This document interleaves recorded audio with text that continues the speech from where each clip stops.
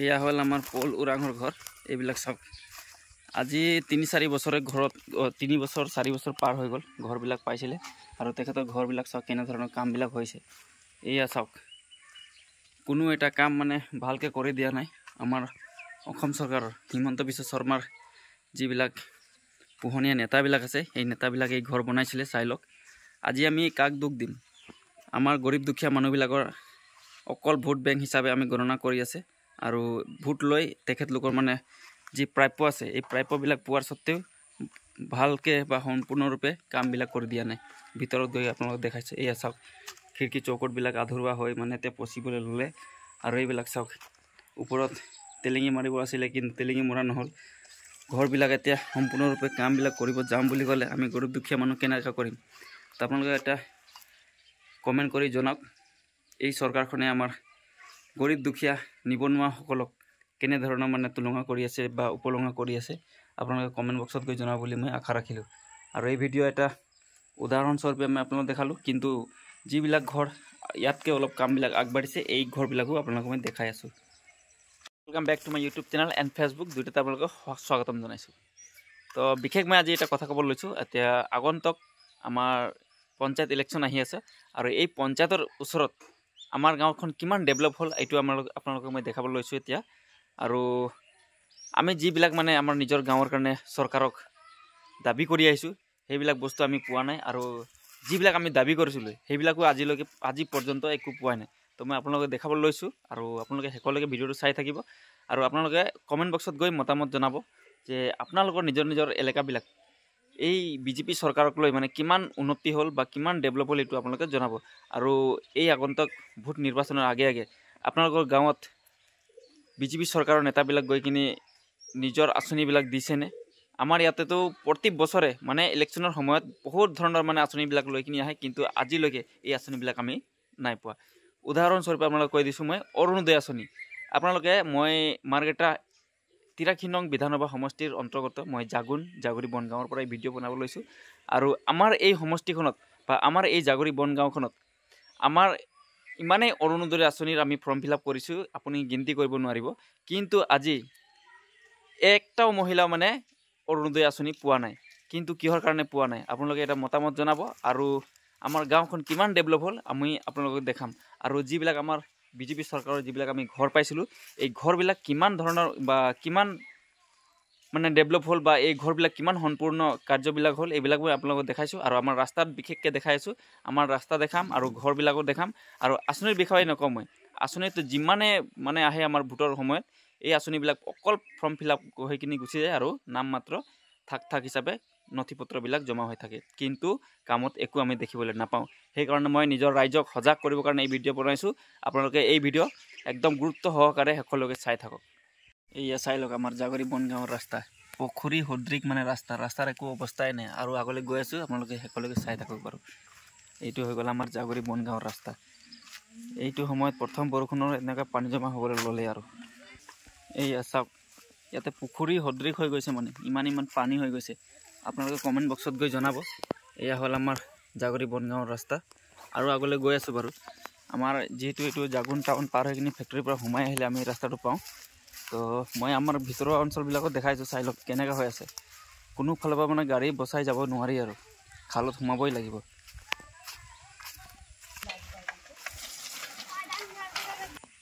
আৰু আপোনালোকে ইয়াৰ পৰা চাই থাকক দেই, কিমান দূৰ বেয়া আছে ৰাস্তা, মই আপোনালোকক দেখাই আছোঁ। তো এয়াই হ'ল আমাৰ জাগুৰি বনগাঁৱৰ ৰাস্তা। জাগুৰি বনগাঁও আৰু কাৰ্পুংপুলি সংযোগী পথ এইটো। তো আপোনালোকে চাই থাকক। আমি যদি বজাৰৰ পৰা আহোঁ, তেতিয়া এই ৰাস্তাত মানে আমি অটোবিলাকত লৈ যাবলৈ আমি ভাড়া দিওঁ। যিমানে ভাড়া দিলেও মানে অটো ড্ৰাইভাৰবিলাকে আমাক মানা কৰি দিয়ে। কিহৰ কাৰণে মানা কৰে আপোনালোকে এই দৃশ্য চালেই গম পাইছে চাগে। এয়া চাই লওক, 83 নং বিধানসভা সমষ্টিৰ ভাস্কৰ শৰ্মা সমষ্টিৰ এইটো পথ। আমি এই পথৰ কাৰণে কিমান বাৰম্বাৰ আমি চৰকাৰক নথি পত্ৰ জনালোঁ, আবেদন জনালোঁ, কিন্তু আমাৰ কোনো কথা নুশুনে। এই ল'ৰা ছোৱালীবিলাক চাওক কেনেকৈ পাৰ হ'বলগীয়া হৈছে। তো এয়াই হ'ল আমাৰ জাগুৰি বনগাঁও আৰু কাৰ্পুংপুলি সংযোগী পথ, যিটো নেকি আমি জাগুন টাউন পাৰ হৈ লাকলা ওচৰৰ পৰা লাকলা টি ফেক্টৰীৰ পৰা লেফ্ট ছাইডে সোমাই আহিলে আপোনালোকে এই ৰাস্তা দেখিবলৈ পাব।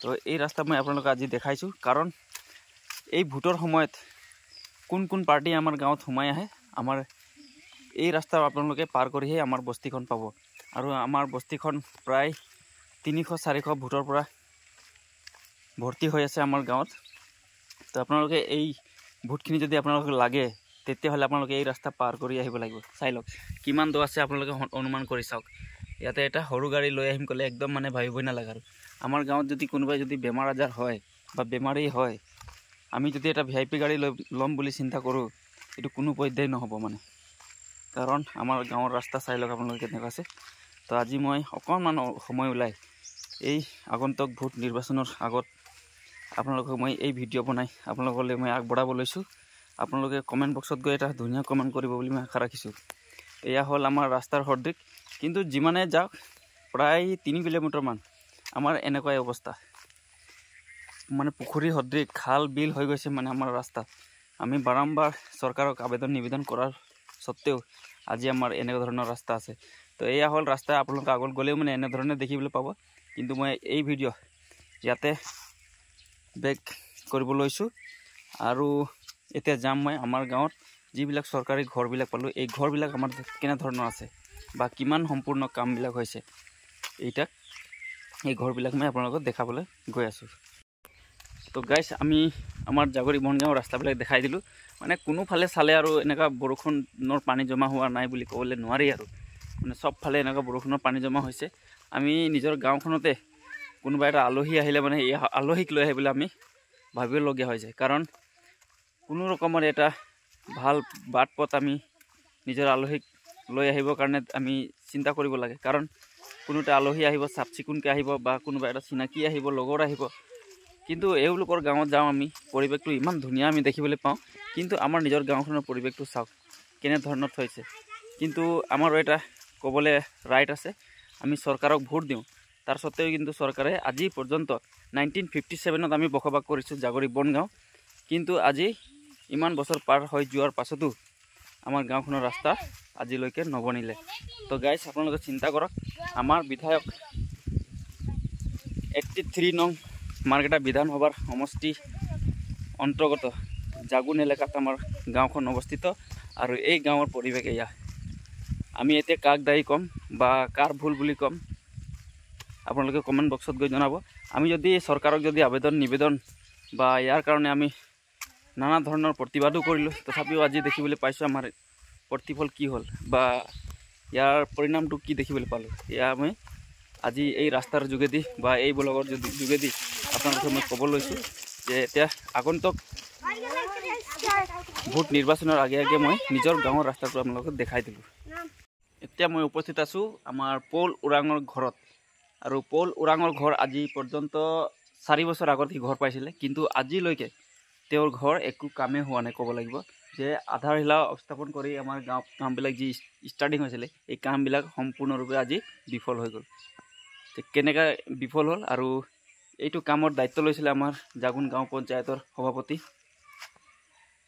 প্ৰদীপ শৰ্মা ডাঙৰীয়া আৰু ঘৰবিলাক কেনেধৰণৰ বনাইছে আৰু কিমান কামবিলাক আগবাঢ়িছে মই আপোনালোকক দেখাইছোঁ তো গাইছ এই ভিডিঅ' আপোনালোকে সকলোকে চাওক এইটো হ'ল আমাৰ ইজেছ লোহাৰৰ ঘৰ যি নেকি পাইছিলে আজি 3-4 বছৰ আগতে ঘৰ এতিয়া চাওক ঘৰবিলাক কেনেধৰণৰ সম্পূৰ্ণ হৈছে নে হোৱা নাই আপোনালোকে জনাব মই আপোনালোকক দেখাই দিছোঁ আৰু ইয়াৰ ওপৰত কথা কোৱাৰ সকলোৰে ৰাইট আছে অকণমান ওপৰ পিনে চাওক এইটো চাওক টেলেঙিবিলাক চাওক কেনেকুৱা ধৰণৰ বনাই দিছে না প্লাষ্টাৰ হৈছে না কিবা হৈছে না খিৰিকী ভালকৈ হৈছে কোনোফালে প্লাষ্টাৰ হোৱা নাই আনকি ভিতৰত বি একো প্লাষ্টাৰ হোৱা নাই বা তলত ফ্ল'ৰটো বি প্লাষ্টাৰ হোৱা নাই আপোনালোকে চাওক আৰু ভোটৰ সময়ত আহিব এতিয়া হাত জোৰ কৰি কাৰণে ভোট ভিক্ষা মাগিবৰ কাৰণে তো এতিয়া কাক দিব লাগে ভোট আৰু কাক দিব নালাগে জনতাই গম পাই গ'ল এয়া চাওক তেলেঙি ৰোডবিলাক কেনেকুৱা আছে আজিলৈকে মানে তেলেঙি বনোৱা নহ'ল একো নহ'ল ইয়াৰ তলত চাওক এইটো তলৰ দৃশ্য আৰু ঘৰৰ এইটো চাইডত চাওক তেলেঙি চেলেঙি একো নাই মানে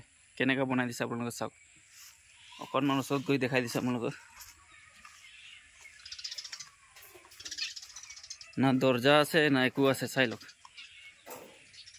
এনেকৈ বসবাস কৰিবলগীয়া হৈছে এয়া হ'ল ইজেছ লোহাৰৰ ঘৰ যিটো নেকি আমাৰ জাগুন গাঁও পঞ্চায়তৰ অন্তৰ্গত আমাৰ জাগৰি বনগাঁৱৰ ঘৰবিলাক টোটেল ঘৰ আছে আমাৰ ক'বলৈ গ'লে জাগৰি বনগাঁওখন আমাৰ মাৰ্কেটা বিধানসভা সমষ্টিৰ অন্তৰ্গত মানে হাইষ্ট ঘৰ পোৱা বস্তি বুলি ক'লে আমাৰ জাগৰি বনগাঁও হয়। কিন্তু আজি আপুনি ইয়াত আহিব বিশ্লেষণ বা দৃষ্টিগোচৰ কৰিবৰ কাৰণে আহিব, তেতিয়াহ'লে আপুনি দেখিবলৈ পাব যে ইয়াত এটাও ঘৰ মানে সম্পূৰ্ণৰূপে কামবিলাক হোৱা নাই। তো এয়াই হ'ল মই এতিয়া আগন্তুক পঞ্চায়ত নিৰ্বাচনৰ আগে আগে মই আপোনালোকক আমাৰ বিজেপি চৰকাৰৰ যিবিলাক আঁচনি আছিলে বা কামবিলাক আছিলে আৰু জনতাৰ কাৰণে যি আঁচনি আহিছিলে সেই আঁচনিবিলাক পোৱাৰ কিমান কামবিলাক আগবাঢ়িছে এই কামৰ বিষয়ে মই আজি এই ভিডিঅ' বা এই ব্লগৰ জৰিয়তে মই আপোনালোকক দেখাবলৈ লৈছোঁ। আশা কৰিছোঁ আপোনালোকে ভাল পাব, আৰু যদি ভাল পায় তেতিয়াহ'লে লাইক কমেণ্ট আৰু শ্বেয়াৰ কৰিবলৈ নাপাহৰিব। আৰু এই ভিডিঅ' যদি আপোনালোকে ফেচবুক পেজত চাই তেতিয়াহ'লে এই ফেচবুক পেজটো আপোনালোকে ফ'ল' কৰিবলৈ নাপাহৰিব। আৰু এইফালে চাওক, আপোনালোকক মই জুম কৰি দেখাই দিছোঁ। এয়া চাওক, এইটো কিহৰ পাইপ আপোনালোকে দেখিলে গণ্য কৰিব পাৰে যে এয়া হ'ল আমাৰ হৰ ঘৰ জল আৰু হৰ ঘৰ জল বুলি কৈছিলে আমাৰ এই নৰেন্দ্ৰ মোদী। কিন্তু নৰেন্দ্ৰ মোদীৰ যিবিলাক পোহনীয়া নেতাবিলাক এই কামবিলাক লৈছিলে হাতত যে ৰাজ্যক কৰি দিবৰ কাৰণে, আজি চাওক এনেধৰণৰ পেলাই থোৱা আছে ইয়াৰ কামবিলাক। এয়া চাওক, পাইপটো এনেধৰণৰ মানে মাটিৰ পৰা ইয়াৰ পৰা ওলাই আছে আৰু আগলৈ গৈছে। আপোনালোকক দেখাই দিছোঁ, এয়াই বোলে বিজেপি চৰকাৰৰ কাম। বিজেপি চৰকাৰৰ কাম এনেকুৱা হয়, মই আপোনালোকক দেখাই দিছোঁ। চাওক, সেই আগলৈকে পাইপ পেলাই থোৱা আছে।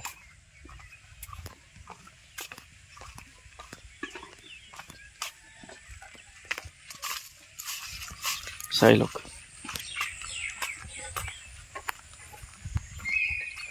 এয়া চাওক।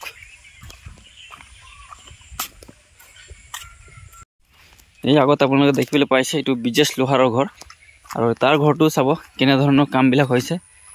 আগফালে অকল ফটো মাৰিবৰ কাৰণে ৰং চং মাৰি দিলে, কিন্তু দৰ্জা লগোৱা নাই, খিৰিকী লগোৱা নাই। মই ওচৰত গৈ কিনে দেখাই আছোঁ, আপোনালোকে চাই থাকক।